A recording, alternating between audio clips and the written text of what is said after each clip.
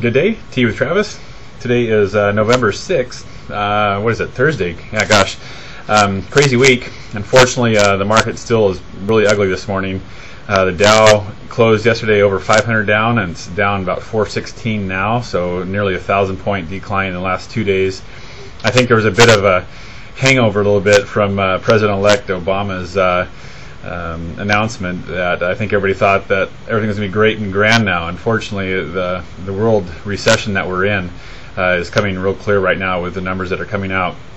Right now, last night, Bank of England reduced their bank rate, which we reduced our Fed funds rate here last week by 0.5. They lowered theirs by 1.5, which is unprecedented for them. It's the largest cut, or the lowest their rate has been since 1955.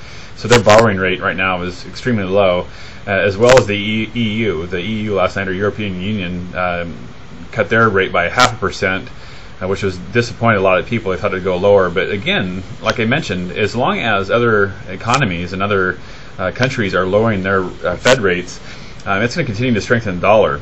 When we've cut our rates in the past, being even down at 1%, the Fed funds rate number we're at now, being at that number, it typically would have drove our value of our dollar down, as well as oil prices up. But since everybody else is doing this, the oil plummeted this morning. Again, oil dropped $3 a barrel, and they're down to $62 a barrel right now, based on these other global economies cutting their short-term rate. Also, the other ugly numbers, the initial jobless claims came out today. The big jobs report tomorrow is coming out, and they already expect it to be ugly. And they've already probably padded the market with that information. But today, with the initial jobless claims, they're at 481,000, off by about 12,000 to the worst. And for the continued claims jump, it's up to 3.84 million, the largest or worst number in 25 years. So unemployment's really taken a turn for the worst.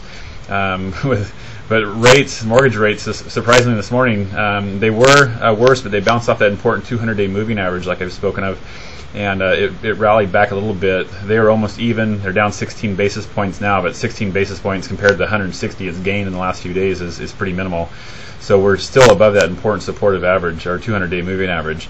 Outside of that, with a weak sales, retail sales reports came out for October, very ugly. And going into the Christmas season, a lot of people are worried right now. Even Cisco's earnings were down. So between the market being down 900 points in 2 days, and things going on, it's going to be a while before we see a lot of positive change. So President-elect Obama's got his hands full, and it's going to be a while before we see any real positive economic news, I think. So I'll give you an update tomorrow when the jobs numbers come out. But again, it's going to be an ugly one, and I think that they've already anticipated that. So have a great day, regardless of all my wonderful information, and I look forward to serving you. So be blessed.